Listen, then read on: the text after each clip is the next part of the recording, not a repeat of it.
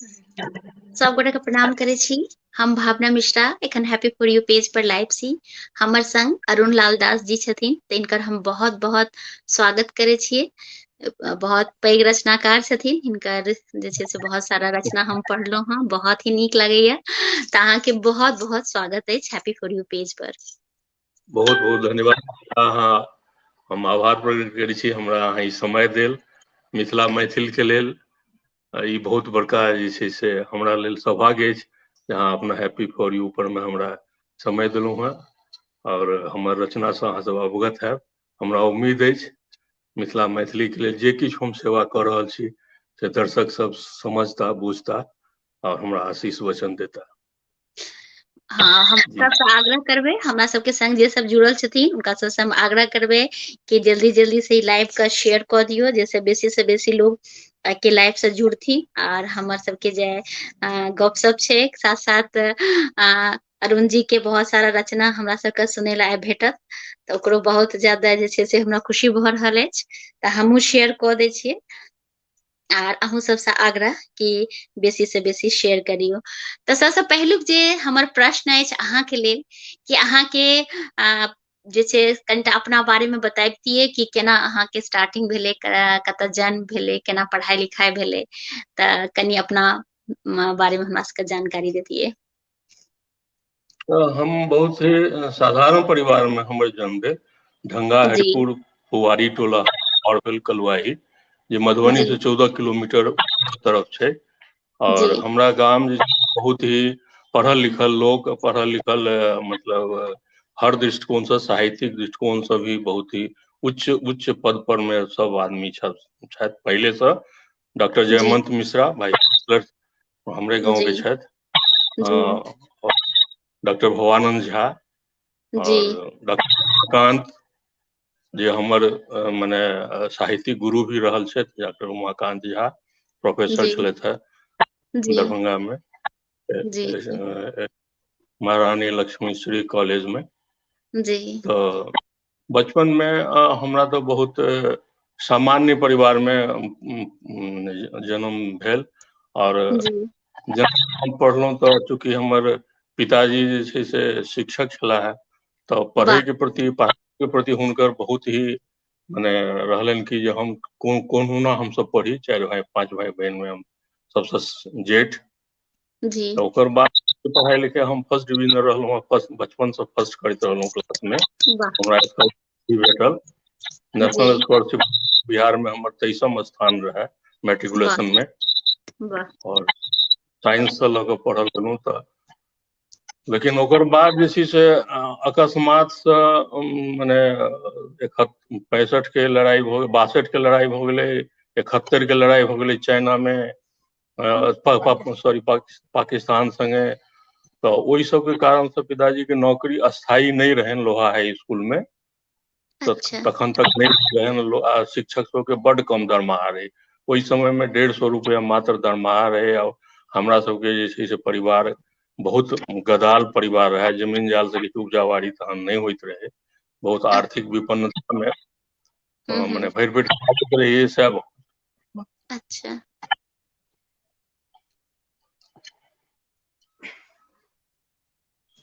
कोनो नहि, तो एखन भगवान के दया से कोनो चीज के कमी नहि अछि। आर एखन अहाँ एतेक श्रेष्ठ रचनाकार छी, तऽ उएह होइ छै कि परिश्रम के फल हमेशा मीठा होइ छै। तऽ हम समझ सकै छी जे जिंदगी तऽ बहुत सारा परेशानी आबै छै, लेकिन मेहनत से लगन से एखन अहाँ देखियौ कतेक नाम रोशन भऽ रहल अछि। तो मैट्रिकुलेशन के बाद जे छै से दरभंगा में रहै के लेल हम अमर जी के ओहिठमा, अमर जी के छलनि हमरा गाँव में हुनकर बहिन रहै छलखिन हेँ।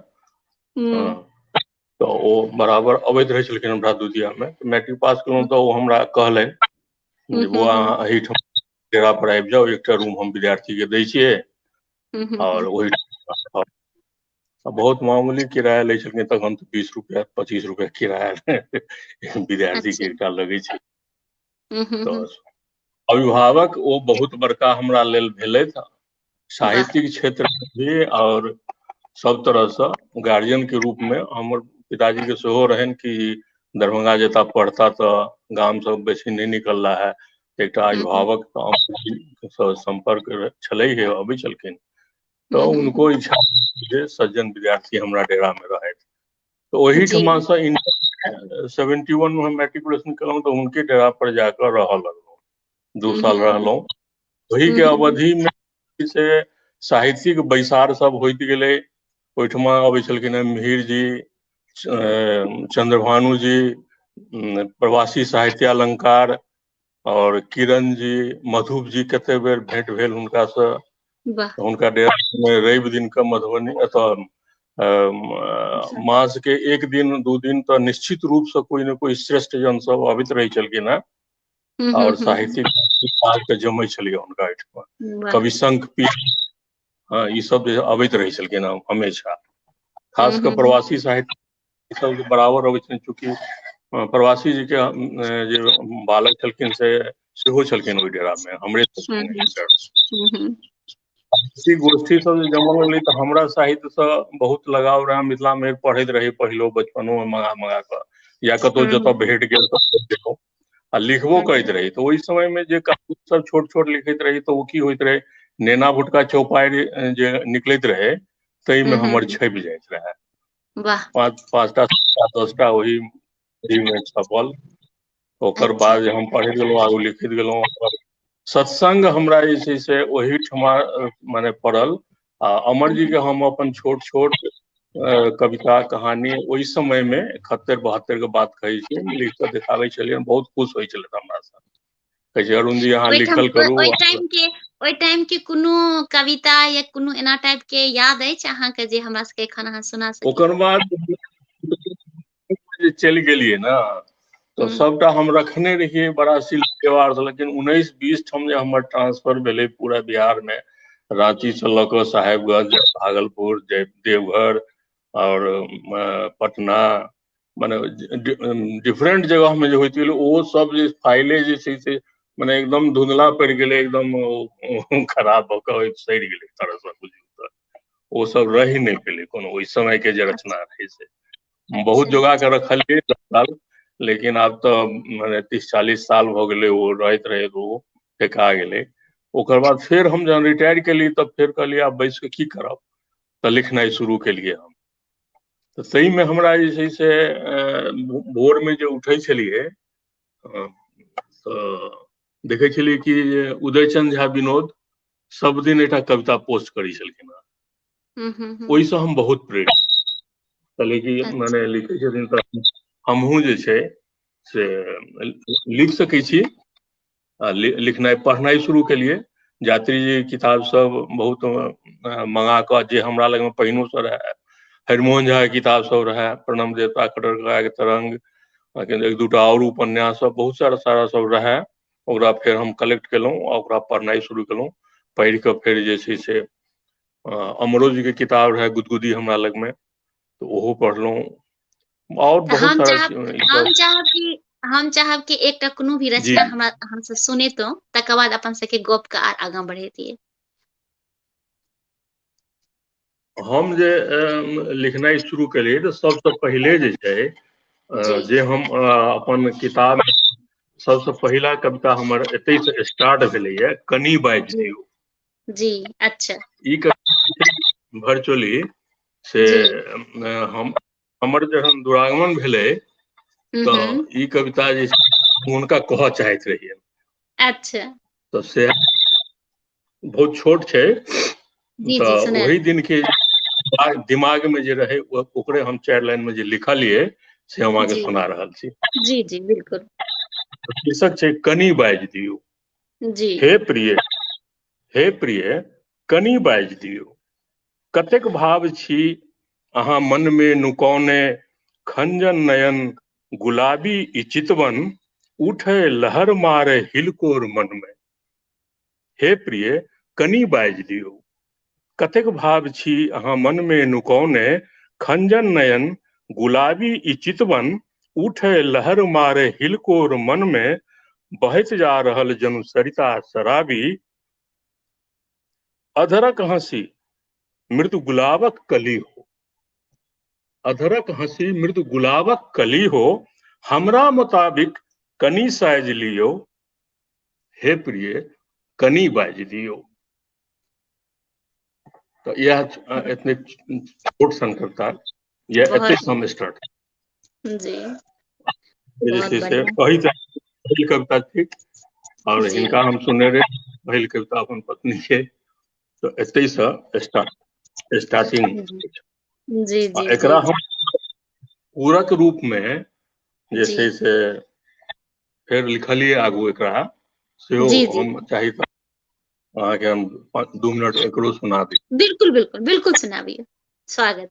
अच्छा, आब एकर शीर्षक छै कि चांद फीका लगैया। तऽ आब चांद कोना फीका लगैया तकर हम एहिमे वर्णन केलहुँ हँ।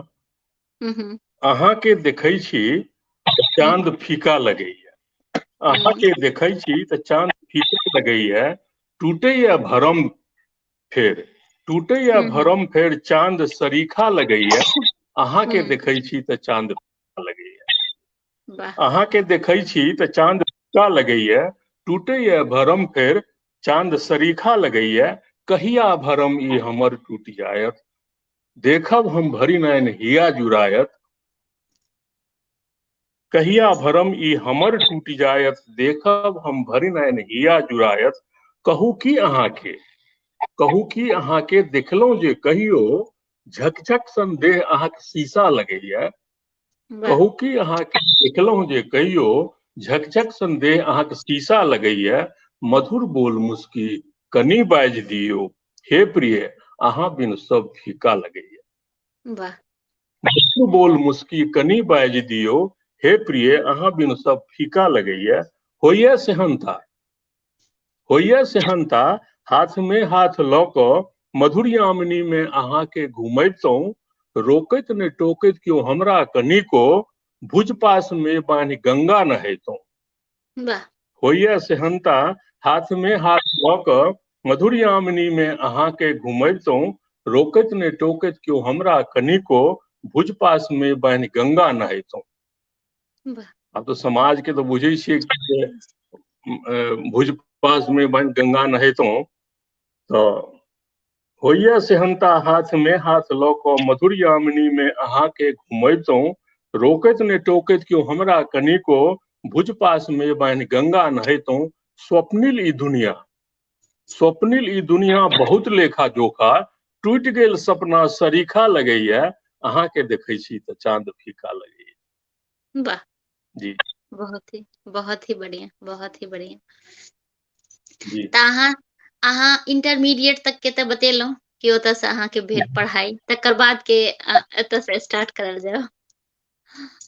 इंटरमीडिएट के जे पढ़ाई भेल से बड़ा कठिन से भेल। 2 साल तक इंटरमीडिएट के परीक्षा देलहुँ, जी लेकिन ओहि समय में मूवमेंट भऽ गेलै और हमरा सन स्टूडेंट के लेल सीएम साइंस कॉलेज बहुत हम उम्मीद से रही कि जे आगू पढ़ब, तऽ से नहीं भऽ सकल। ओहि समय में जेपी मूवमेंट भेल, तऽ अखन जे छथि आब हुनकर नाम एतऽ लेनाइ ठीक नहीं रहत, ओहि समय में यूनियन के वो बहुत बड़का लीडर रहे। हाँ, तो वो सीएम साइंस कॉलेज के परीक्षा दैत रही तऽ सबक कॉपिये लऽ कऽ ओ भरवा देलकै। ओहो तकर बाद जे छै से ओहि साल परीक्षा नहीं दऽ पयलहुँ, 1 साल तऽ गाँव पर आबि गेलहुँ। फिर सेल्फ रीडिंग से तकर बाद की भेलै कि पूरा सिलेबस चेंज कऽ गेलै, बहुत स्ट्रिक्ट एग्जामिनेशन भेलै, तऽ अगिला साल जाके इंटरमीडिएट में परीक्षा देलहुँ, लेकिन हम तैयो फर्स्ट डिवीजन से पास केलहुँ। वाह ग्रेजुएशन में जाकर की भेलै, हम मेडिकल के तैयारी करऽ लगलहुँ, चूँकि बायोलॉजी और बॉटनी से पढ़ैत रही, लेकिन हम बायोलॉजी जूलॉजी जे छै से नहीं धारलक या नहीं लिखल रहे। तकर बाद जे छै से ग्रेजुएशन केलहुँ आर्ट्स लऽ कऽ, और उमा ओ हमर गार्जियन भेला डॉक्टर उमाकांत झा प्रोफेसर, तो हम सोशियोलॉजी ऑनर्स सब पढ़ऽ लगलहुँ, ऑनर्स केलहुँ ओहिठाम। ऑनर्से से रही कि जे हम जे नौकरी में कतहु नहीं जायब तऽ हमरा से जे छोट पैघ सब अछि, छोट सब, ओकर सबके पढ़ाई रुकि जेतै। तैं हम जे छै से हम नौकरी के प्रयास करऽ लगलहुँ। 2-3 टा 4 टा नौकरी में सिलेक्शन भेल। पहले तऽ ई पोस्टल ट्रेनिंग में हम ट्रेनिंगो केलहुँ, 5-6 दिन 7 दिन 3 महीना के ट्रेनिंग चल। तकर बाद हमरा बैंक के ज्वाइनिंग आबि गेल, तऽ ओहिठमा से हम रिजाइन कऽ कऽ फिर बैंक में इंटरव्यू देलहुँ। आब इंटरव्यू देलहुँ तकर बाद जे छै से लागै कि जे कहीं बैंक में नहीं भेल तो ओहो नौकरी माने भेल, तकरा हम रिजाइन कऽ देलहुँ। लेकिन खैर ईश्वर के घर में कहै छै देर छै तऽ अंधेर नहीं छै, तो फिर बैंक में आबि गेलहुँ। बैंक में अयला के बाद जे छै से विभिन्न तरह से प्रेशर और बैंक के काज, ब्रांच मैनेजरी केनाइ आ जगह जगह के ट्रांसफर, पब्लिक डीलिंग, एहि सबमे साहित्य हमर टूटि गेल। किछु किछु तऽ पढ़ैत लिखैत रहलहुँ, और बैंकिंग हमर सबके पत्रिका निकलै छै स्टेट बैंक स्तर पर में राजभाषा दिस से, ओहू में हम एक आधटा चीज लिखने रहौं, लेकिन ओहो हमरा लग में नहीं बचि सकल।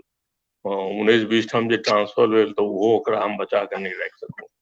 हिंदी में रहे यद्यपि ओ मैथिली से, लेकिन हमरा अपना मोन में रहे कि जे मैथिली के प्रति अपन जे हमर मातृभाषा है से हमर मातृभाषा जगजियार हुए, लोग बुझे, मातृभाषा के पहिल शिक्षा पहिल क्लास से जे छै नहीं जाबत तक है ताबत तक एकरा लेल संघर्ष करी, तै में हम अगुआ रहलहुँ। दिलीप जी कुमार जे छथि से बहुत ही संगठन में रहै छथि, जी बहुत, तो हुनका ओहो हमरा संपर्क में छथि, हुनका संपर्क में रहै छी आ हम जे छै से एकटा अपना मानै छी जे हमहूँ एकटा संघर्षरत आदमी छी। आ मैथिली के जाबत तक पहिल क्लास से नहीं हेतै ताबत मैथिली के विकास नहीं भऽ सकतै, ताहि के लेल हम प्रतिबद्ध रहै छी। पर आप ओहि अनुसार से हमर रचनो सबमे कतौ कतौ ई बात से आयल यऽ।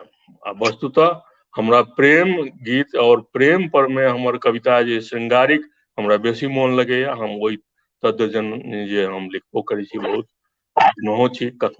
कथो सब जे हमर अछि, कहानी सब जे से छपल तऽ नहीं है, लेकिन हम 50टा करीब लघु कथा लिखने छी। ओहो सब जे छै से करुणा और प्रेम हमर विशेष जे छै से। जी तऽ एकटा कोनो आर रचना हमरा सबके सुनाबू, तहन अपन सबके गपशप आर आगाँ बढ़तै। जी, तऽ अखन हम और एकटा हम सुनाबै छी जेकर जी शीर्षक अछि प्रेम बिन जग सूना छै, प्रीत केर अर्थ बुझू ना, मुस्किया कनिये देलियै, दिल हमर सोना सोना। प्रेम बिन जग सूना छै, प्रीत केर अर्थ बुझू ना, मुस्किया कनिये देलियै, दिल हमर सोना सोना। अहाँ के देखते हमरा मन में हिलकोर उठैया, कंडेरिये एना ने ताकू, जुलुम नहीं एहन करू ना, मुस्किया कनिये देलियै, दिल हमर सोना सोना। प्रेम बिन जग सूना छै, प्रीत केर अर्थ बुझू ना। चान सन छी सलोना, रूप अछि निखरल दप दप, कनिये घूंघट उठबियौ, की लेबै से कहू ना। प्रेम बिन जग सूना छै, प्रीत केर अर्थ बुझू ना। गुलाबी ठोर अहाँ के, अधर पर कमल फुलायल, रूप अनुपम हम देखल, कनि अहाँ बाजि दियौ ना। गुलाबी ठोर अहाँ के, अधर पर कमल फुलायल, रूप अनुपम हम देखल, कनि अहाँ बाजि दियौ ना। प्रेम बिन जग सूना छै, प्रीत केर अर्थ बुझू ना। अहाँ तऽ मधुबनी छी, आँखि अछि मृगनयनी सन, जानि नहि की सोचै छी, मन में की गुनै छी। ई चुप्पी सहल ने जाइछ, मन हमर राखि लियौ ना। प्रेम बिन जग सूना छै, प्रीत केर अर्थ बुझू ना। वाह,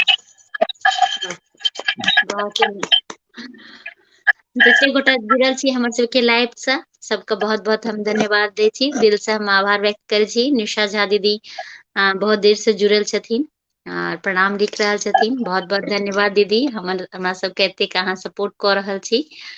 और अर्चना मिश्रा दीदी सेहो जुड़ल छथिन, तऽ उनको बहुत बहुत धन्यवाद।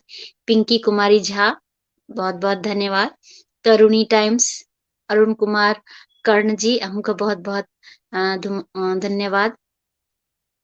और हमरो तरफ जी सबके जी जी जी और विजय कुमार झा जी सेहो जुड़ल छथिन, तऽ अहाँके भी बहुत बहुत धन्यवाद। आर हमरा कमेंट्स एखन देखार नहि पड़ि रहल ये कि आर के सब जुड़ल छथिन, तऽ अहाँ सबसे आग्रह कि ई लाइव के बेसी से बेसी शेयर करियो, जैसे बेसी से बेसी लोग जुड़थिन आर हमर सबके लाइव के देखथिन।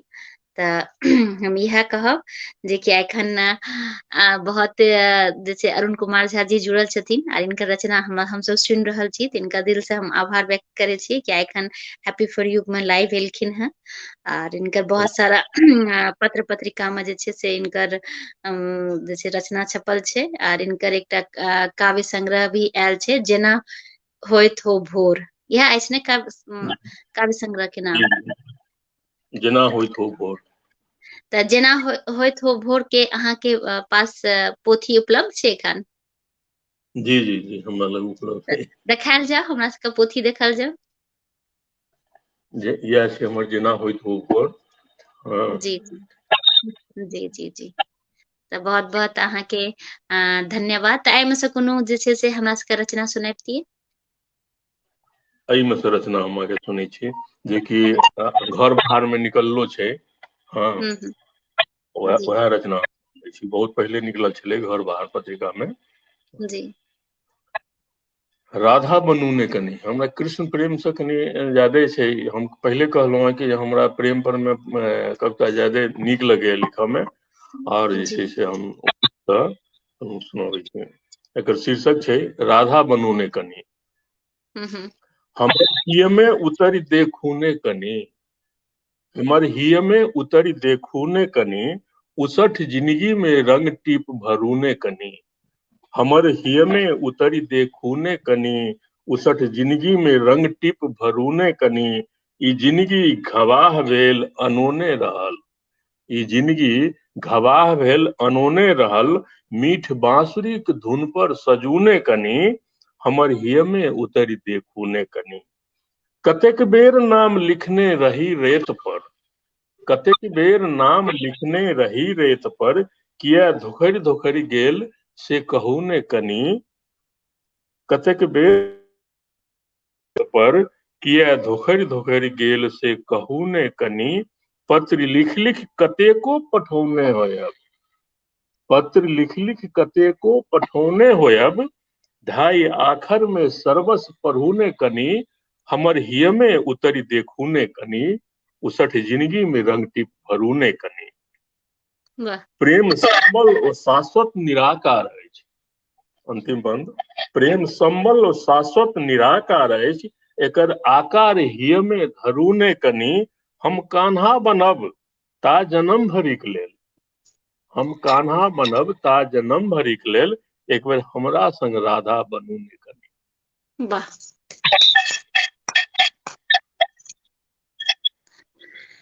ई जे अहाँ के कविता के जे शीर्षक अहाँ राखलिए, त एकर की मतलब सोच के राखलिए?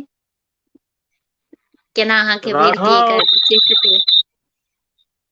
राधा और गोपी के जे छै से कृष्ण के जे छनि, राधा कृष्ण के जे विरह और प्रेम जे छनि, और राधा जखन रुसि जाइ छथिन, कृष्ण ओकरा जे छै से एही रूप से मना रहल छथिन जे हमरा हृदय में अहाँ उतर के देखू। तो से कहि रहल छथिन कृष्ण की जे हम कान्हा बनब ता जन्म भरिक लेल, एक बेर हमरा संग राधा बनू कनी।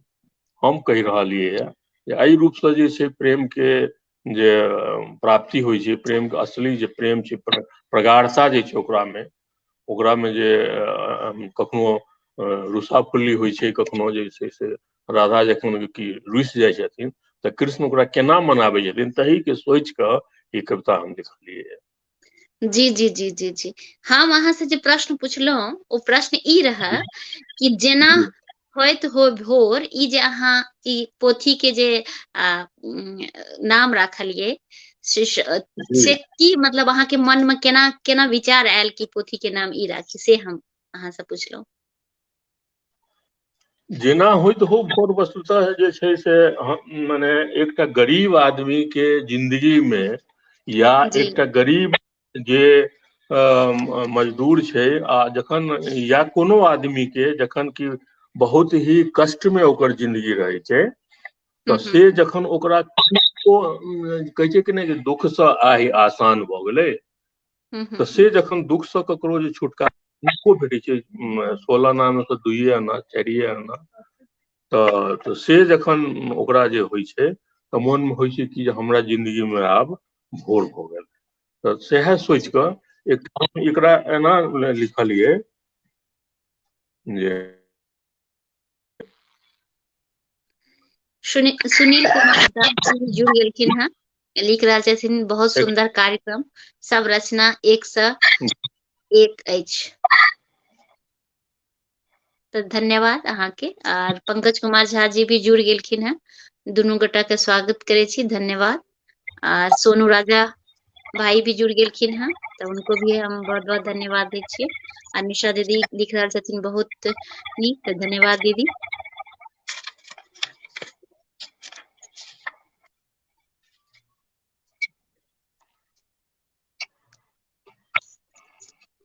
जी जी हम कह दूं जे एकरा केना हम देलिए। तो एकटा आदमी जे छै से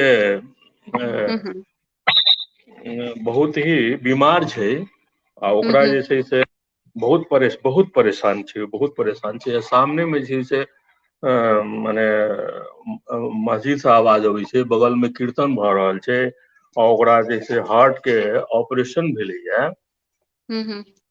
ओ जे छै से अपना जिंदगी में से ओ चाहि रहल छी कि हमरा कनिको जे छै से आफियत भेल तो 5 बजे भोर जखन 4 बजे छै जखन तखन सबटा शांत भए जाइ छै, उमहर कीर्तनो बंद भऽ गेलै और बहुत किछु शांति भेटै छै जखन, तो ओकरा जे देखलियै हम कुहरैत, और कनिक जे ओकरा नींद पड़लै आश्वासन ले, तो बड़ा मतलब ओकरा लगलै कि जे हमरा जिंदगी में बहुत ही सुकून कनि आबि गेलै, दवाइयो भऽ सके कनि फायदा केने होय। तो राति भर कुहरै छै, ओकरा देख कऽ हम से एकटा छोट सन बहुत ही 4 लाइन के लिखलिए जी। उम्र के ढलान पर तपत सर्दियायल भेल राति, उम्र के ढलान पर तपत सर्दियायल भेल राति, जेना होइत भोर, कुहरै में मजा छीन लैत हो सोर, कुहरै में मजा छीन लैत हो सोर, शून्य आकाश गिनती के सांस। ओकर जे जीवन छलै से बस गिनतिये ला छलै, कखन ओ मरि जेतै से ओकरा ठेकान नहीं छलै, लेकिन कनिके ओकरा जे छै से आपद माने ओकर जे श्वास जे छै से स्थिर भेलै, आ ओकरा अपने आप के बुझेलै कि आब हमरा नींद पड़ि रहल छै, हमरा कनि चैनियत भेलै। तो से ओकर लिखली ठीक उल्टा, उम्र के ढलान पर तपत सर्दियायल भेल राति, जेना होइत हो भोर, ओकरा लगलै कि आब हमरा जिंदगी में भोर भ जायत। से पहिले ओकर की स्थिति रहे, कुहरै में मजा ओकरा लगैत रहे, छीन लैत कुहरै में मजा छीन लैत हो सोर, शून्य आकाश गिनती के सांस। ओकर पिछला जीवन जे रहे, समय जे रहे से एहने रहे कि जेना ओकरा लग में सबटा शून्य छै, आ ओकरा लग में ई शोर जे भ रहलैया से सबटा छीन लेतै जेना। तो ओकरा जिंदगी में जे तपत सर्दियायल भेल राति रहे, जेना होइत हो भोर, कुहरै में मजा छीन लैत हो सोर, शून्य आकाश गिनती के सांस। तो ओकरा देख कऽ हमरा मन में लगलै कि जे नहीं, ई कवितो के जे छै, हमर में बहुत कविता छै कारुणिक भी छै, तो ओकरा ओही आधार पर हम लिखली कि जेना होइत हो। ककरो जिंदगी में जो ओकर कनिक सुख भेट जाइ छै, तो ओकरा लगै छै कि आब हमरा जिंदगी में भोर भ रहल है, या हम एकरा अपनो जिंदगी से देखलिए बहुत अभाव में जीवन जे रहलै, तो हमरो लगलै कि एकटा प्रश्न हम अहाँ से कनी एक रति पर्सनल भ जाय छै, फिर भी हम बट पूछब कि तखन जे कनिटा अहाँ के गला अथी भ गेल रहे, त अहाँ जे कि एना टाइप के संघर्ष करे छियै शुरू में, लेकिन आइ देखियो कि अहाँ संघर्ष करलियै, लेकिन आइ खन अहाँ के भगवान के दया से कोनो चीज के कमी नहीं अछि, आर अहाँ एक प्रतिष्ठित नाम सब किछ अछि, त अहाँ की उनका संदेश दै ले चाहबै कि ओइ समय में परिस्थिति के साथ की करबाक छै? बहुत आदमी छै कि अब परिस्थिति खराब छै त अपन परिस्थिति पर कनि रहल छै, आरोप प्रत्यारोप क रहल छै, त एहि लेल अहाँ की लोग के अपन एकटा मन के भावना के तहत की अहाँ कहै ले चाहबै? सबसे बड़का जे छै से आदमी के, या हम नव तूर के कह चाहे छियै, हमहू एक जी समय में नव 25 माने 22 साल के छलियै, 23 साल में तो हम नौकरी में चलि एलियै, जी और जी हम अगर हम अपना के तोलतियै तो बहुत आगू बढ़ी, हमरा यदि सपोर्ट रहते तो हम थ्रू आउट फर्स्ट क्लास रही है, हमरा थ्रू आउट स्कॉलरशिप भी भेटले, नेशनल स्कॉलरशिप भी होल्डर छियै, लेकिन हम सपना तो देखलिए, लेकिन हम अतेक सपना नहीं देखलिए कि जे हमरा से पारे नहीं लगे, जे हमरा लाइफ में नहीं भ सकै छै। हम अतबे सपना के साकार करऽ के उद्देश्य रखलिए कि हम ऐसा जे छै से डेविएशन नहीं हुआ हमरा लाइफ में, हमरा एक सपोर्ट की जरूरत है, ताहि दुआरे हम नौकरी जल्दी पकड़े के कोशिश केलिए आ हम सफल भी भेलिए ओहिमे। तो डिसीजन लेवो पड़े छै आदमी के। तो हम नव तुरसा या कोनो भी आदमी के हम अतेक कहै छियै सपना जरूर देखबाक चाही, लेकिन सामने में जे कोनो अपॉर्चुनिटी भेटै छै आदमी के तो ओकरा ग्रहण करक चाही, और ततजन नहीं छै परिश्रम भी करक चाही ओहि अनुसार से। ओकरा जिंदगी में कतेक चीज भेट सकै छै ओकर अपना अनुमान करक चाही, जे हमरा अपॉर्चुनिटी के लाभ उठाबक चाही। आ तकरा लेल संघर्ष तो करिए पड़े छै, पढ़ऽ पड़े छै, मेहनत करऽ पड़े छै, से करक चाही आदमी के। और यदि अपॉर्चुनिटी भेटे छै तो ओकरा में सफलता पूर्वक ओकरा करक चाही, माने ओकरा से लाभ उठाबक चाही।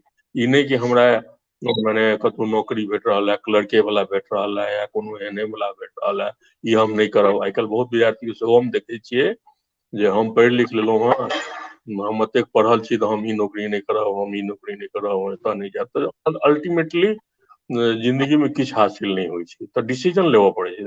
तो वन शुड मस्ट बी डिसाइसिव जखन आदमी होइ छै तो डिसीजन लेबाक चाही। नव तुर के हम संघर्ष में जे आदमी अछि, जे लड़का है, जे विद्यार्थी है, ओकरा मेहनत से करैए पड़तै। एक वैकेंसी में 1 लाख आगू ओकरा पाछा छै, तो ओकरा डिसीजन लेवऽ पड़तै। पहले कतौ कैच करक चाही अपना के जे छै से तुरंत, ओकर बाद में मेहनत करे, आगू जतेक बढ़ऽ के छै मौका से ततऽ ओकरा जिंदगी में अबैत जाइ छै आ ओकरा भेट जाइ छै ओ चीज। तो ई बहुत बड़का बात छै कि decision one should be decisive, decision लेबाक चाही आदमी के। बिल्कुल सही कह रहल छी। हमरा एकटा किछ केओ छथिन हमर बहुत ही करीबी, तऽ ओ उनका एनाहिए जिंदगी बहुत ही जेना अहाँ कहलियै ने बहुत दिक्कत से रहे, तऽ पढ़ाई करते रहथिन आर ई जे सिपाही वाला नौकरी नहीं होइ अछि, तो ओही में रहे पता चलले कि एतऽ भर्ती हेतै तऽ एतऽ देनाइ छै, तऽ ओ गेलखिन ओतऽ, तऽ उनका रिजेक्ट भऽ गेलै ओतऽ, तो बड़ा ही दुखी भेलखिन, बहुत ज्यादा दुखी भेलखिन। और आइ देखियो उनकर किस्मत कि पढ़ाई लिखाई करलखिन, मेहनत करलखिन आर एखन बहुत पैघ अवसर छै। तऽ कखनो कखनो की होइ छै ना कि अहाँ के भगवान की चाहि रहल ये और किस्मत कतऽ लए जा रहल ये, जहिया ओहिठाम वो एक सिपाही के नौकरी में जहन उनका रिजेक्ट कऽ देल गेलै कि तुम नहीं ये कर सकते हो, तो बहुत ज्यादा दुखी भऽ गेलखिन रह।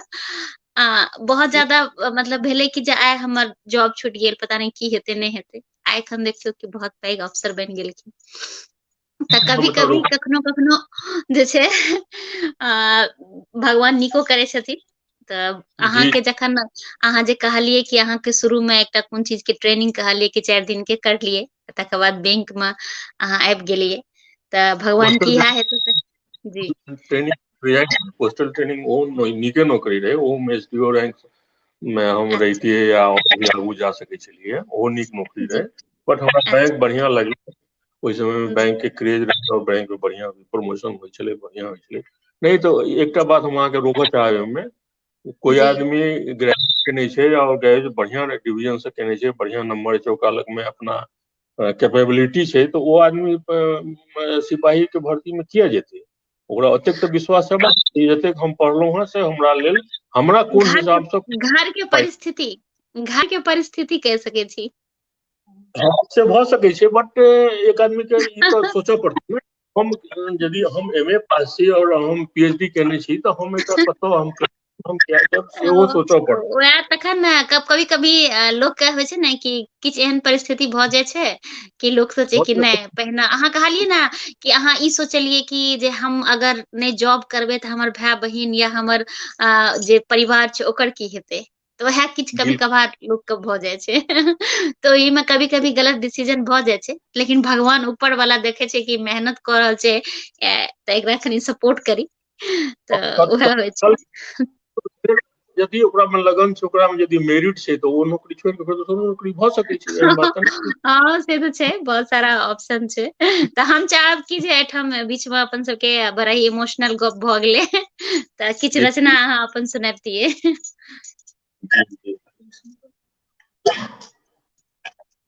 अखन रिसेंट जे छै से हम अहाँके सुनाबै छी। जी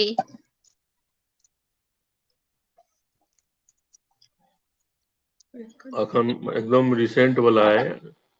जी जी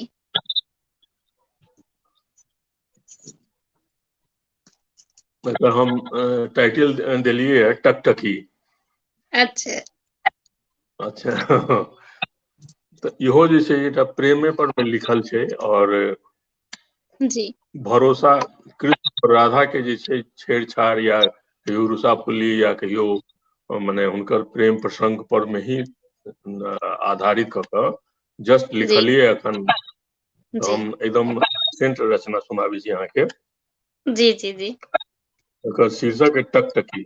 अहाँ जी हमरे से हम चोरा लिया ने, अहाँ हमरे से हमरा चोरा लिया ने, एक बेर हमरो कनी आजमा लिया ने। वाह अहाँ हमरे से हमरा चोरा लिया ने, एक बेर हमरो कनी आजमा लिया ने। प्रीत लागल अहीं से तो हम की करूं, प्रीत लागल अहीं से तो हम की करूं। अपन घर के पता आप बता दिया ने, अहाँ हमरे से हमरा चोरा लिया ने। वाह नुका चोरी बहुत खेल केलहुं अहाँ, नुका चोरी बहुत खेल केलहुं अहाँ, मन मंदिर में हमरा बैसा लिया ने, अहाँ हमरे से हमरा चोरा लिया ने। वाह नुका चोरी बहुत खेल केलहुं अहाँ, मन मंदिर में हमरा बैसा लिया ने। हम कान्हा सन प्रीत निमाहैत एलहुं, वाह हम कान्हा सन प्रीत निमाहैत एलहुं, अहाँ राधा बन हमरा देखा दिया ने। वाह हम तो कान्हा बन अपन प्रीत निमाहैत एलहुं, अहाँ राधा बन हमरा देखा दिया ने। कृष्ण के बांसुरी पर भरोसा करूं, कृष्ण के बांसुरी पर भरोसा करूं, स्नेह सागर में हमरा डुमा दिया ने। वाह वाह जी वाह बहुत ही नीक बहुत नीक। और देखियो जी अपन सबके 45 मिनट लगभग 40-45 मिनट भ गेल हैं, लेकिन पता नहीं चल पाबि रहल अछि कि एते देर अपन सबके भ गेल है। ढेर सारा अहाँ लघु कथा भी लिखने छी जे कि विभिन्न पत्रिका जी में जे छै से प्रकाशित भेल अछि। जी जी हाँ तो एखन जे नोक झोंक वाला कोनो अहाँके छै ने लघु कथा, नोक जी झोंक जी छै। जी जी आशक चंगेरा। नोक झोंक वाला तो छै, लेकिन लोग जो वाला तो हमरा जी जी एक 10 सेकंड लागत निकालम। कोनो बात नहीं। आर मेन ओकर थीम की हेतै सेहा बताबती, कियाकि लघु कथा तऽ पैघ हेतै तऽ ओकर थीम की छै से अहाँके तऽ यादे हेतै। थीम यह छै पति पत्नी के बीच में जे छै से जी भोर उठ कऽ और जे जी जनरल होइ तऽ ओही पर में आधारित छै। देखे छियै हम निकलि जायत तऽ हम अहाँके बता जी कहै छी। ताबत अहाँ जे कमेंट छै जी कमेंट जी जी बॉक्स में बिल्कुल बिल्कुल। आर हम जते गोटे लोग जुड़ल छथिन सबका बहुत बहुत धन्यवाद देबै। ममता झा दीदी भी जुड़ गेलखिन हैं, पंकज कुमार मिश्रा जी, सोनू राजा जी, निशा झा दीदी आर सोनू राजा भाई लिख रहा सुंदर रचना प्रस्तुत कलहुं, धन्यवाद भाई। पंकज कुमार झा लिख रहल छथिन बहुत नीक भाव। निशा झा दीदी लिख रहल छथिन वाह वाह बहुत नीक। और ममता झा दीदी भी लिख रहल छथिन बहुत सुंदर। तऽ हम सब गोटा के धन्यवाद देब। हर बृहस्पति के जे छै से काव्य धारा होइत अछि आर एहिमे अपन सबके मैथिली के रचनाकार आबै छथिन आर हुनकरा से बातचीत के संग गपशप के संग हमरा सबके हुनकर रचना भी सुनै ले भेटैत अछि। तऽ अहाँ सबसे आग्रह कि अहाँ सब भी जे अगर केओ हैप्पी फॉर यू में लाइव आबै ले चाहे छी तऽ अहाँ हमरा से कांटेक्ट क सकै छी।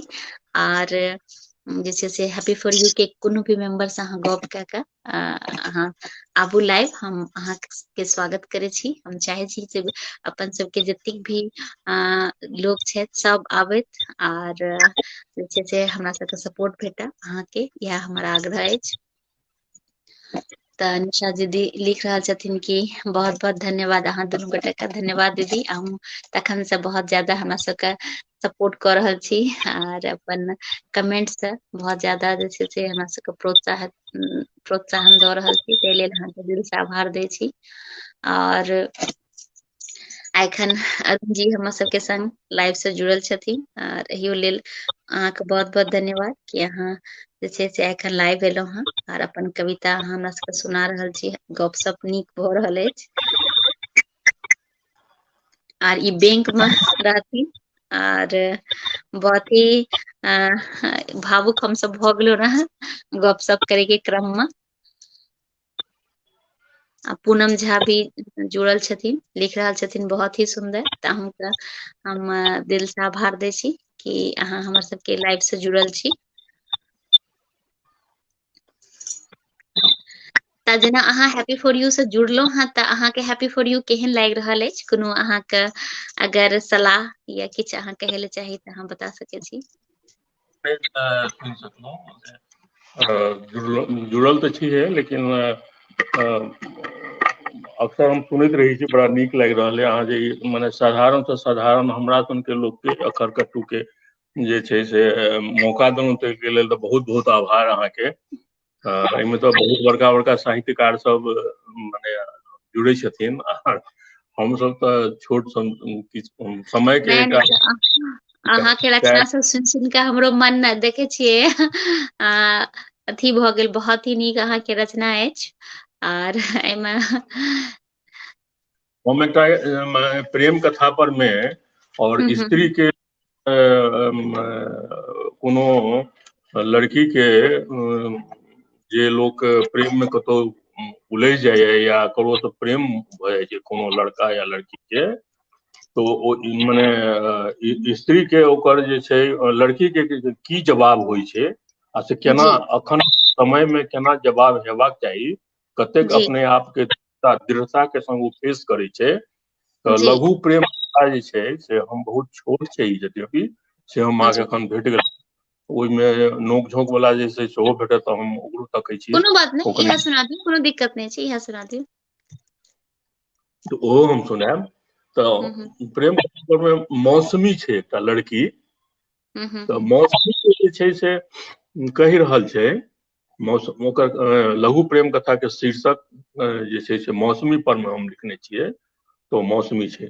मौसमी कहि रहल छै, धुर जाउ केहन हती, तो लड़का कहै छै केहन, रसपट्टू आम जाकिर, से की सएह कहलियै, टिकुले से अहाँ नजरि खिरबैत रहली, देख देख जाइत रहली है, हम आशा में ध्यान से रहली, आब तऽ आम पाकि के सिनुरिया गेल है, अहाँ तऽ खेले बिगाड़ देली।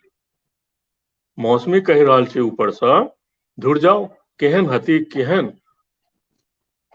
धुर जाउ केहन हती केहन, रसपट्टू आम जाकिर, से की सएह कहलियै, टिकुले से अहाँ नजरि खिरबैत रहली, देख देख जाइत रहली है, हम आशा में ध्यान से रहली, आब तऽ आम पाकि के सिनुरिया गेल है, अहाँ तऽ खेले बिगाड़ देली। मौसमी पैर के नौह खोटैत, मूड़ी झुकौने नहु नहु सोहन से बतियाइत अपन मोनक भड़ास निकालि रहल छलै। मौसमी पैर के नौह खोटैत, मूड़ी झुकौने नहु नहु सोहन से बतियाइत अपन मोनक भड़ास निकालि रहल छलै। दरअसल ओकर प्रेम में दरक्का लागि गेल रहै, दरअसल ओकर प्रेम में दरक्का लागि गेल रहै, ओकरा मोन में बैसि गेलै, निश्चित केओ पाथर फेंक डम्भायल आम के कोलिपद्दू बनेबाक प्रयास केलक अछि। ई झटहा ओकरा बर्दाश्त से फाजिल भऽ रहल छलै। ओकर मोनक महल सकनाचूर होकर जमींदोज हेबाक जेना बाट ताकि रहल हो, ओकरा मोन में सघन औना पथारी उठल छलै। मौसमी के मोन में सघन औना पथारी उठल छलै, जकरा से प्रेम केलहुं से हमरा जे छै से प्रेम में दरक्का लगा देलक है, तें ओकर मोनक महल सकनाचूर भऽ जमींदोज हेबाक जेना बाट ताकि रहल हो, ओकर मोन में सघन औना पथारी उठल छलै। से तऽ ठीक है, हमरा से ओतेक रोकल नहीं गेलै, सोहन कहलकै, मतलब प्रतीक्षा कैल नहीं भेलै। सोहन के अपन गलती करबाक भान भऽ गेल छलै। ओ मौसमी के खुशामद करैत बाजल, हम अखनो तैयार छी किए, ई पसीन छे हमरा अखिन तो बीतल बात के बिसर जाओ ने।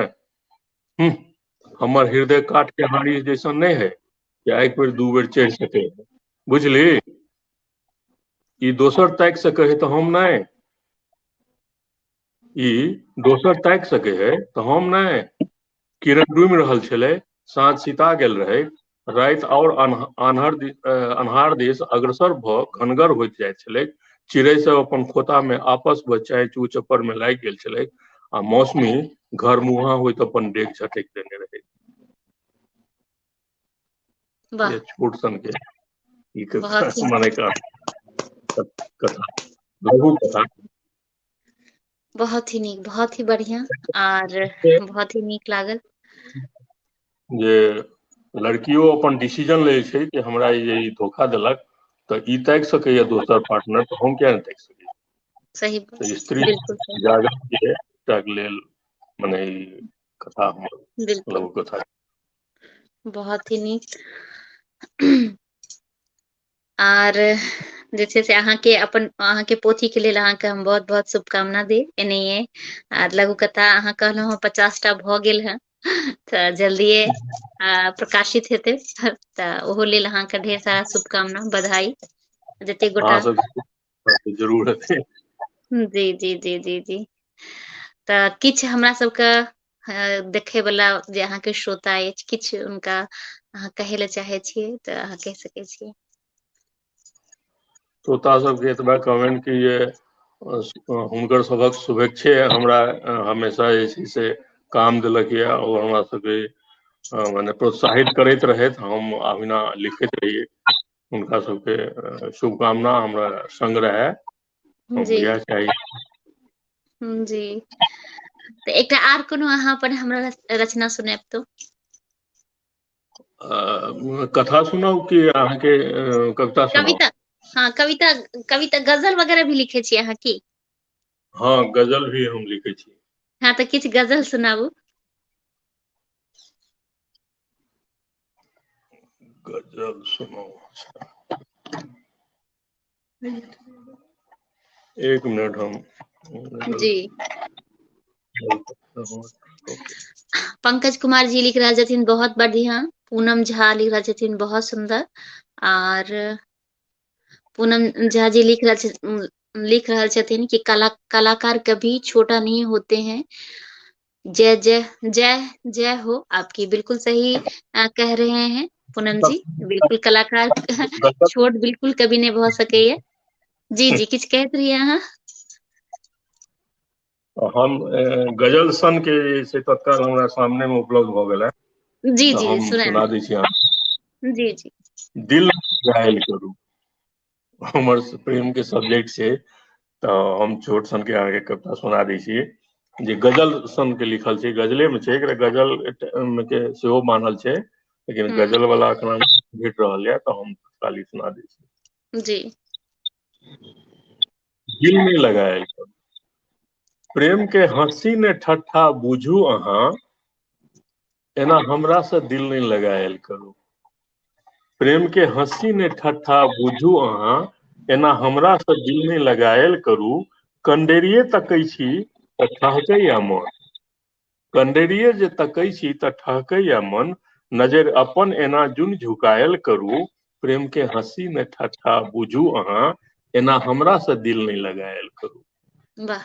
हम हारि गेलहुँ लिख लिख पाती प्रिय, हम हारि गेलहुँ लिख लिख पाती प्रिय, रहि रहि कऽ एना जुन सतायल करू। प्रेम के हंसी ने ठट्ठा बुझू अहाँ, एना हमरा से दिल नहीं लगायल करू। वाह। रिमझिम हम हारि गेलहुँ लिख लिख पाती प्रिय, रहि रहि कऽ एना जुन सतायल करू। रिमझिम बरसै छै बदरा तऽ झमकैया मन, दिल के धड़कन एना जुन बढ़ायल करू। प्रेम के हंसी ने ठट्ठा बुझू अहाँ, एना हमरा से दिल नहीं लगायल करू। वाह। की बसौने अहाँके अपन आँखि में, की बसौने अहाँके अपन आँखि में, बान नैनक एना जुन चलायल करू। घोघट कनिए उठाओ मृदु मुस्की नेने, घोघट कनिए उठाओ मृदु मुस्की नेने, तखन हमरो सीमाना में आयल करू, मन के आंगन में एखने उतरल हाँ चान, मन के आंगन में एखने उतरल हाँ चान, सजरतिये में साकल भिरायल करू, प्रेम के हंसी ने ठट्ठा बूझू अहाँ, एना हमरा से दिल नहीं लगायल करू। वाह, बहुत ही नीक, जी। बहुत ही बढ़िया। आर भी कोनो छै गजल अहाँ के पास अवेलेबल? ई त गजल सन रहे, गजल एखन अवेलेबल छै? जी जी जी, गजल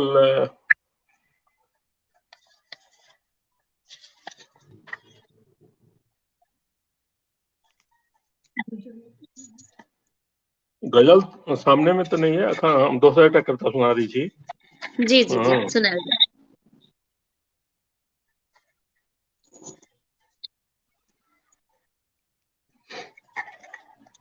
अहाँ चान सन सुंदर मृगनयनी बनल, अगर शीर्षक छै रायर ठनैत छी अहाँ। अहाँ अच्छा। चान सन सुंदर मृगनयनी बनल, कारी भमरा पर नाहक नचैत छी अहाँ। हम प्रीतक बांसुरी बजेलहुं कहाँ, हम प्रीतक बांसुरी बजेलहुं कहाँ, मुदा खुशियों के राधा बनैत छी अहाँ। अहाँ चान सन सुंदर मृगनयनी बनल, कारी भमरा पर नाहक नचैत छी अहाँ। हम प्रीतक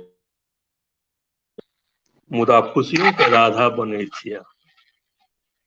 अवगुण हेरै छी हमर राति दिन, अवगुण हेरै छी हमर राति दिन, हमर हियमे तखनो बसै छी अहाँ।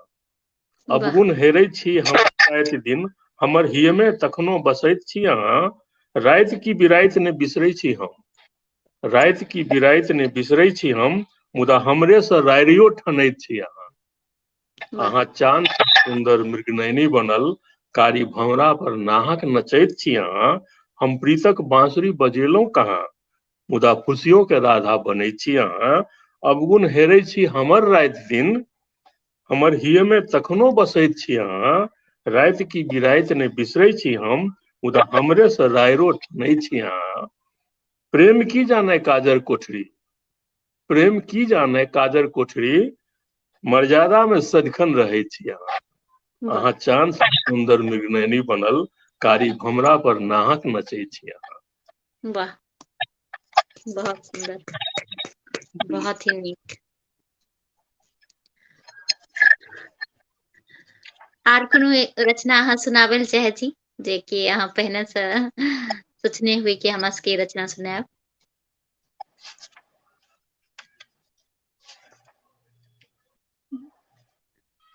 नवोनाथ झा जी जुड़ल छथिन, तऽ बहुत ही धन्यवाद अहाँके। पंकज कुमार झा जी भी लिख रहल छथिन, अति भावपूर्ण। पूनम झा लिख रहल छथिन, अति सुंदर रचना। निशा झा दीदी लिख रहल छथिन, बहुत सुंदर। तऽ अहाँ सबके दिल से आभार कि अहाँ सब जुड़ल छी हमर लाइव से।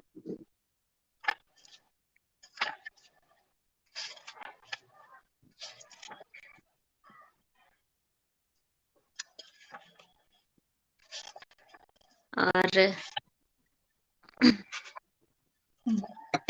जते गोटा जुड़लो हैं उनका सबसे आग्रह कि अहाँ सब लाइव के बेसी से बेसी शेयर करियो, जैसे बेसी से बेसी लोग जुड़थिन।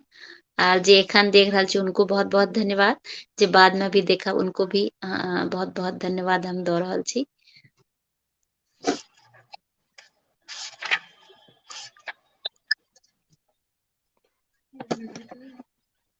देखियो अपन अच्छा, सबके। जी जी जी एकटा गजल छै, तकर बाद हम अहाँके एकटा और चीज सुनाएब। जी जी जी जी गजल आदि की गजल समझै छै, जी जी झुझुआन लगैया। जी। हमरा किछु झुझुआन लगैया, वाह। हमरा किछु झुझुआन लगैया, अपन सब केओ आन लगैया। अछि समाज में बहुत भेदभाव, रस्मो रिवाज पुरान लगैया। हमरा किछु झुझुआन लगैया, अपन सब केओ आन लगैया। गाम पलायन शहर में भऽ गेल, शहरे गाम समान लगैया। नवका लोकक चलन ने पूछू, सीना तनल उतान लगैया। हमरा की झुझुआन लगैया। लोक लिहाज के घोरि के पी गेल, नेतवन सब बेईमान लगैया। सामाजिक स्तर में लिखू। कहल गेल बात। नवका लोकक चलन ने पूछू, सीना तनल उतान लगैया, लोक लिहाज के घोर के पी गेल, नेतवन भाई भाई के लड़ा रहल अछि, भीतर से शैतान लगैया। अतिलिप्सा वैभव न नीक, अतिलिप्सा वैभव न नीक थिक, छाउरक ढेर समान लगैया। दंभ अहंकार में जरि गेल लंका, के रावण के राम लगैया। अतिलिप्सा वैभव न नीक थिक, छाउरक ढेर समान लगैया। दंभ अहंकार में जरि गेल लंका, के रावण के राम लगैया। फूस वाह फटक से कात रहू भाई, फूस फटक से कात रहू भाई, हर पाथर भगवान लगैया। वाह अतिलिप्सा वैभव न नीक थिक, छाउरक ढेर समान लगैया। दंभ अहंकार में जरि गेल लंका, के रावण के राम लगैया। फूस फटक से कात रहू भाई, हर पाथर भगवान लगैया। माटिक तन फेर मिलत माटि में, सब मूर्ख अज्ञान लगैया। हमरा ये सब जुजुआन लगैया। वाह ई सामयिक संदर्भ में सुनेलहुँ। जी कखनो कखनो जे लोक के होइ छै जे ई भ जाइत, ई भ जाइत, भ जाइत, हाँ, तऽ से पड़ोसी सब तऽ जे लोक के भऽ जाइ छै अनबन या किछु भऽ गेल, या कखनो लोक के अपन जे मोन में रहै छै से नहि जहन पूरा होइ छै, तखन केना कविता कोन रूप से टर्न लै छै, तऽ से हम कनि कहऽ चाहब अहाँके। जी लोक तऽ मोम के बनल अछि, एकर शीर्षक छै कखनो कखनो। लोक तऽ मोम के बनल अछि, पिघलैत अछि कखनो कखनो। मोन में नहीं रखने अछि तामस, मोन में नहीं रखने अछि तामस, मुदा भरैक जाइत अछि कखनो कखनो। मोन में नहीं रखने अछि तामस, मुदा भरैक जाइत अछि कखनो कखनो। खाय के मोन रहै छै माछ भात, खाय के मोन रहै छै माछ भात, मिलै छै ने तरकारियो कखनो कखनो। लोक बजैत अछि साँच भले सबखन, लोक बजैत अछि भले साँच सबखन, मुदा झूठो बजैत अछि कखनो कखनो।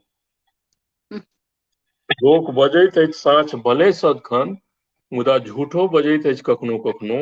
एक झूठ जो लगातार बाजल जाय सै बेर, तऽ भऽ जाइत छै।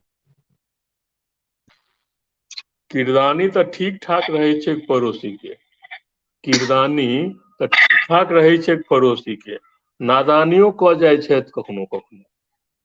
हम तऽ कहै नहि चाहै छी अपन बात, हम तऽ कहऽ नहि चाहै छी अपन बात, की करू कहा जाइत अछि कखनो कखनो। वाह हम तऽ कहऽ नहि चाहै छी कखनो अपन, लेकिन की करू कहा जाइत अछि कखनो कखनो। हम तऽ प्रेम के भूखल सदिखन, हम तऽ प्रेम के भूखल सदिखन, अहाँ झटैक दै छी दूर कखनो कखनो। वाह हम तऽ प्रेम के भूखल, अहाँ झटैक दै छी दूर कखनो कखनो। सब तऽ अपने खातिर मरैत अछि, सब तऽ अपने खातिर मरैत अछि, मातृभूमि खातिर सेहो मरक चाही कखनो कखनो। जी बिल्कुल सही, बिल्कुल सही, बहुत ही नीक, बहुत बढ़िया।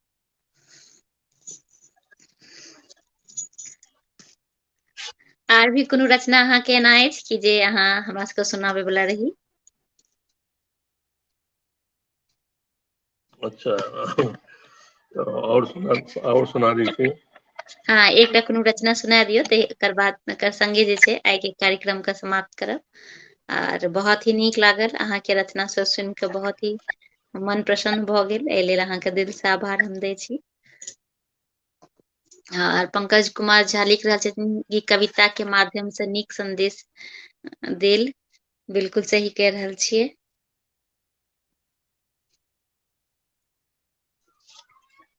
पूनम झा लिख रहल छथिन बिल्कुल सत्य। निशा झा दीदी लिख रहल छथिन जय हो, बिल्कुल सही। तऽ अहाँ सबके दिल से आभार दै छी कि अहाँ सब हमर संग जुड़ल छी, आर हमरा सबके जे छै से प्रोत्साहित कऽ रहल छी, जी ताहि जी लेल अहाँके बहुत बहुत धन्यवाद।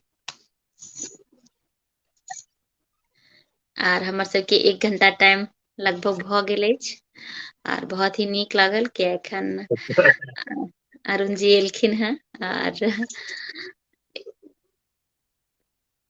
पूनम झा लिख रहा छथिन बहुत बहुत आभार आपका सर इतनी अच्छी अच्छी रचना के लिए धन्यवाद। आब एकटा हम सोचै छी कि प्रकृति पर में एकटा छोट सन के कविता सुना दी अहाँ के। जी जी हाँ जी प्रकृति पर मेघ से हम कहि रहलियै मेघ से जी तो वर्षा ऋतु वर्णन छै में मेघ जी से किछु कहि रहलियै जी वर्षा ऋतु में जैसे मेघ तो झमझम बरसा मेघ जी तो कहि रहलियै मेघ तो झमझम बरसह हियकेर ताप मिटाबह हियकेर ताप मिटाबह सतरंगी चुनरी जुनि ओढ़ह सतरंगी चुनरी जुनि ओढ़ह पनिसोखा जुनि लहराबह पहिरह कारी कारी आंगी झमझम जल बरसाबह मेघ तो झमझम बरसा। जखन माने पानि पड़ऽ वाला रहै छै तऽ पनिसोखा उगि जाइ छै ने आ पानि बिला जाइ छै पानि हेबे नहि करै छै जी तऽ हम मेघ क्रोश प्रकट कऽ रहलियै है मेघ तो झमझम बरसह हियकेर ताप मिटाबह सतरंगी चुनरी जुनि ओढ़ह पनिसोखा जुनि लहराबह पहिरह कारी कारी आंगी झमझम जल बरसाबह मेघ तो झमझम बरसह। दादुर टरटों बाजि रहल अछि झिंगुर झनझन बाजय पियू पियू रटि रहल पपीहा बिरही आस जगावै। दादुर टरटों बाजि रहल अछि झिंगुर झनझन बाजय पियू पियू रटि रहल पपीहा बिरहिनहि आस जगावै। दुई दालि अबनिक हिय फूटल दुई दालि अबनिक हिय फूटल बाघ बोन अगियायल चर चाँचर मृत प्राय भेल अछि कृषकक आस जगावह मेघ तो झमझम बरसा। दादुर टरटों बाजि रहल अछि झिंगुर झनझन बाजय पियू पियू रटि रहल पपीहा बिरहिनहि आस जगावै। दुई दालि अबनिक हिय फूटल बाध बोन अगियायल चर चाँचर मृत प्राय भेल अछि कृषकक आस जगावह मेघ तो झमझम बरसा। झमझम जल बरसाबह मेघ तो झमझम बरसा। गाछ वृक्ष मनुआयल ठाढ़ अछि गाछ वृक्ष मनुआयल ठाढ़ अछि हक्कन नोरे कानय गाछ वृक्ष मनुआयल ठाढ़ अछि हक्कन नोरे कानय कोमल किसलय त्रासय आकुल व्याकुल ताप मिटावह हे जीवन के मेघदूत तो जीवन सुफल बनावह झमझम जल बरसावह मेघ तो झमझम बरसा। गाछ वृक्ष मनुआयल ठाढ़ अछि हक्कन नोरे कानय कोमल किसलय त्रासय आकुल व्याकुल ताप मिटावह हे जीवन के मेघदूत तो जीवन सुफल बनावह झमझम जल बरसावह मेघ तो झमझम बरसा मेघ तो झमझम बरसा झमझम जल बरसावह मेघ तो झमझम बरसा। बहुत ही सुंदर और बहुत ही नीक लागल अहाँ के रचना सब सुन के और अहाँ के दिल से जे छै से हम धन्यवाद देब कि अहाँ एखन लाइव एलहुं हँ आ जते गोटा एखन लाइव से जुड़लहुं जे बाद में भी देखब सबके हम बहुत बहुत धन्यवाद देब और हम चाहब कि आइ के कार्यक्रम हम समाप्त करब किछु अगर अहाँ के कहे के अछि तऽ कहि सकै छी। हम बहुत आभार प्रकट करै छी मिथिला मैथिली के लेल हम बहुत सबसँ हम विनयपूर्वक कहय चाहै छी अपन घरमे ओ मैथिली बाजैत जतेक संभव होय अपन धिया पुता के मैथिली सिखाबैत पढ़ैत लिखैत आ मैथिली के प्रति सजग रहैत अपन जे छै से अभियान में जे ओकर आइ काल्हि जनगणना भऽ रहलैए ताहिमे अपन मातृभाषा में मैथिली के जरूर से ओ अंकित करैत मातृभाषा हमर सबके छी हमर सब अपन मातृभाषा बचायब तखने हमर सबके संस्कृति बाँचि सकत। अपन संस्कृति के लेल देखियौ एहिठाम हम कर्नाटक में छी बिना अहाँ कन्नड़ पढ़ने बच्चा के पढ़ा नहि सकै छी अहाँके पढ़ैए सही टा बात पड़त। तऽ बिल्कुल हमरा सबके जखन हमसब माने 6 करोड़ 6.5 करोड़ के देश अछि हाँ मिथिलावासी हम सब छी, हमरा सबके बहुत दुख के साथ कहऽ पड़ैया जे हमरा सबके बचपन में मैथिली नहीं पढ़ाओल गेल, हमरा सबके बच्चों के नहीं मैथिली पढ़ाओल जा रहल है एखन तक क्लास में। तो हम सब सतत प्रयत्नशील रही। तो हम अपना सब एकटा लास्ट कविता से हम खत्म करऽ चाहब जे माँ मैथिली को हमारी समर्पित ई कविता सवाल सुनैत। मायक बोली अपन भाषा हरदम बाजू मान करू, घर आंगन ऑफिस दफ्तर में बाज बाज सम्मान करू। मुंबई हो वा हो कर्नाटक सब ठाम छै अपन समान। हम बाजब तो आनो सिखता, हम बाजब तो आनो सिखता, सिखबै के अभियान करू। मिठगर बोली मिश्री घोरल, जय जय भैरव शब्द में बोरल, कवि कोकिल विद्यापति महान, चंदा झा लाल दासक रामायण पढ़ो। पढ़ू पढ़ाओ सिखाओ मैथिली, बजबाक सतत अभियान करू। मायक बोली अपन भाषा हरदम बाजू मान करू। पढ़ू पढ़ाओ सिखाओ मैथिली, बजबाक सतत अभियान करू। एहि में किंचित लाज धाक नहीं, एहि में किंचित लाज धाक नहीं, मैथिली भाषा के बखान करू। हमर आन मैथिली, हमर शान मैथिली, हमर स्वाभिमान मैथिली। मैथिली प्रचार प्रसार हेतु, मैथिली प्रचार प्रसार हेतु घर घर अलख जगान करू। जय मिथिला जय मैथिली, बच्चा बच्चा गान करू। वाह, जय मिथिला जय मैथिली। जय मिथिला जय मैथिली। तो चलू अहाँ के एते नीक कविता के साथ आइ के कार्यक्रम को समाप्त करी। सब गोटा के प्रणाम। जय मिथिला जय मैथिली। सब आदमी के प्रणाम, शुभेच्छा के लेल, हमरा समय दे के लेल हम बहुत आभारी छी। धन्यवाद, बहुत बहुत धन्यवाद, नमस्कार। प्रणाम प्रणाम।